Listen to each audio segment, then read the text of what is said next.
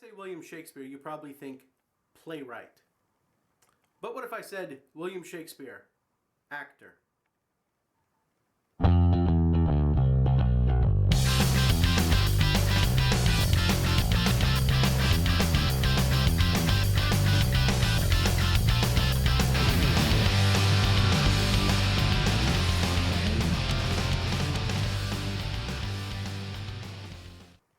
I'm recording this video in April 2016.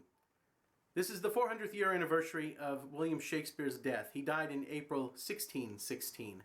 And in celebration of the great William Shakespeare, who has not only had a huge inspiration on me personally as a playwright and a person of the theater, but to theater history in general, he's still considered one of the greatest playwrights in the English language, if not the greatest playwright in the English language. I want to explore what I think is a little-known book about William Shakespeare. Here's the thing about books on Shakespeare. There's a whole cottage industry of books on Shakespeare's life, especially because it's kind of shrouded in mystery. On his plays, there's analysis and examinations of all of his works. And there's books on Elizabethan England and how Shakespeare became a figurehead for that whole time period. The book that I want to bring to your attention is called Shakespeare the Player by John Southworth.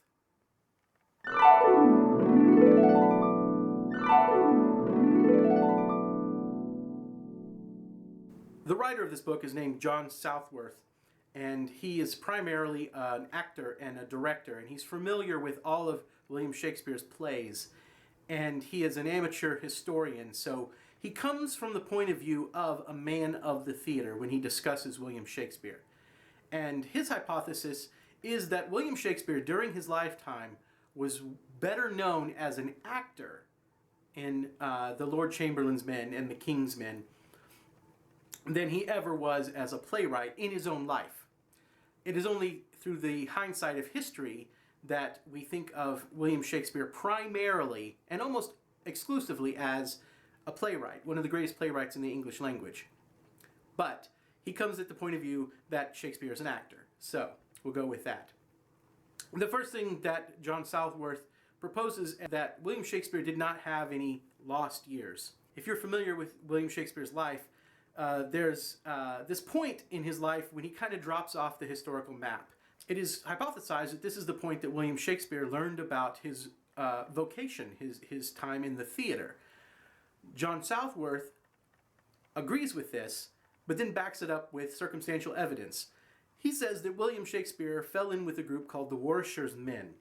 They were a traveling group that toured the provinces, and they were actually pretty well known at the time.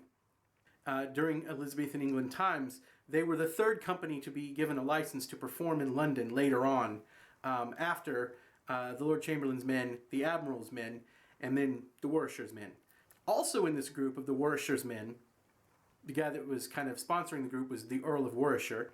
Yeah.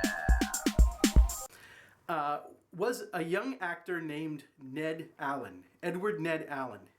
Ned Allen became, over his career, one of the best known actors of the time period, rivaled only by Richard Burbage, who later worked with William Shakespeare as well.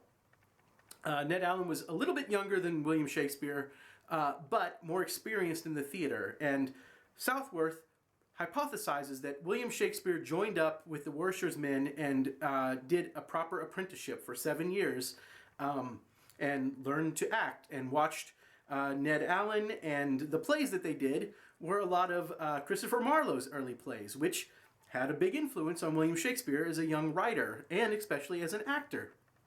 And Ned Allen, in fact, was very famous for playing Tamburlaine, as well as a host of other really well-known roles at the time, other roles, of course, by Christopher Marlowe.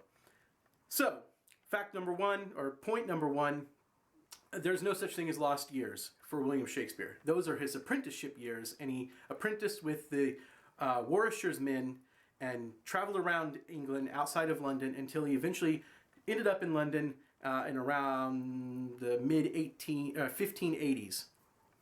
Fact number two,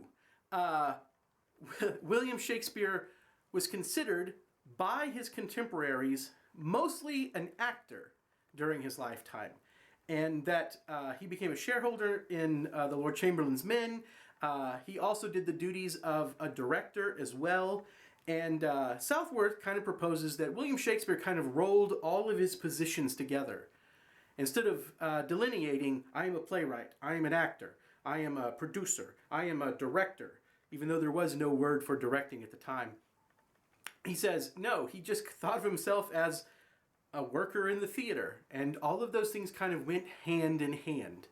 But he definitely considered himself a colleague, William Shakespeare did, of his fellow actors, and he wrote parts in his own plays for his fellow actors.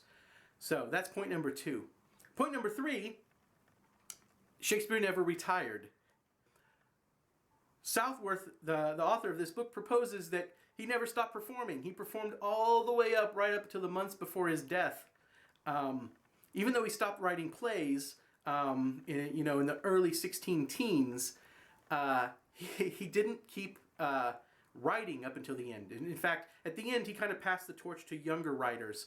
And the younger writers, like John Fletcher and stuff, took over. And Shakespeare helped on those plays.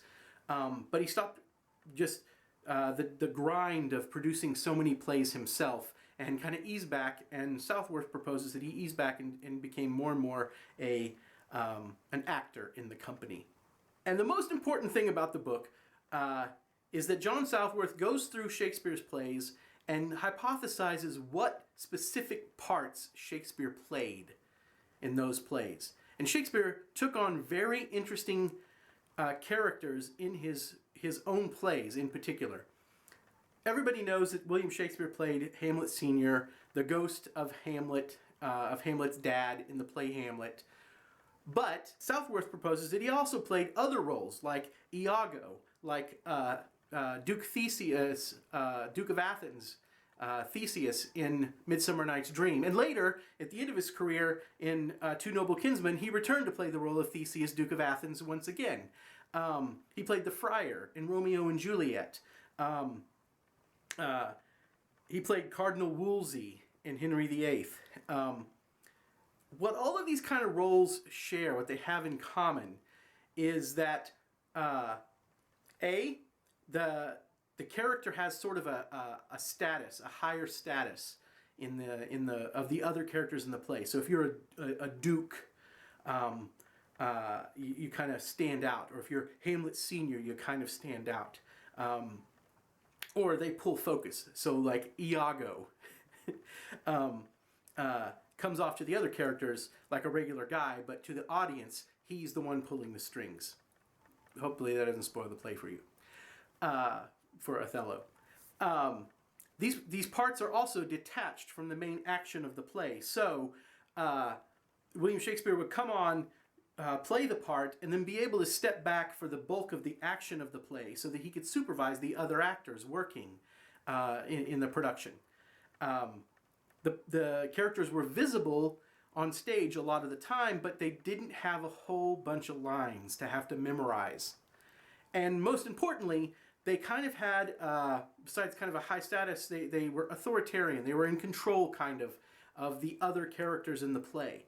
So he could direct from within the play as well as from without the play, observing it during rehearsals. And I find this very, very fascinating. I recommend the book. It's called Shakespeare the Player. It's by John Southworth. And it comes at Shakespeare from a whole other vantage point as Shakespeare the actor, who also happened to write some really good plays, rather than Shakespeare the playwright, greatest playwright in history. So anyway, hopefully you celebrate Shakespeare's birthday and death day. He was born and died in April. Anyway, April 1616 is when he died, so this is the 400th anniversary of his death. And so this April, please go watch a Shakespeare play, go to the theater, read a Shakespeare play, go rent Shakespeare in Love, I don't know, something good to celebrate William Shakespeare. That's it. Thanks for watching. Thanks for checking out my video. If you liked what you saw, go ahead and hit the like button, or better yet, subscribe to the channel. Also, I've been publishing a selection of my plays on Amazon, such as I brought home a Chupacabra. Go ahead and click on the book cover or in the link in the description below. And thanks again for watching.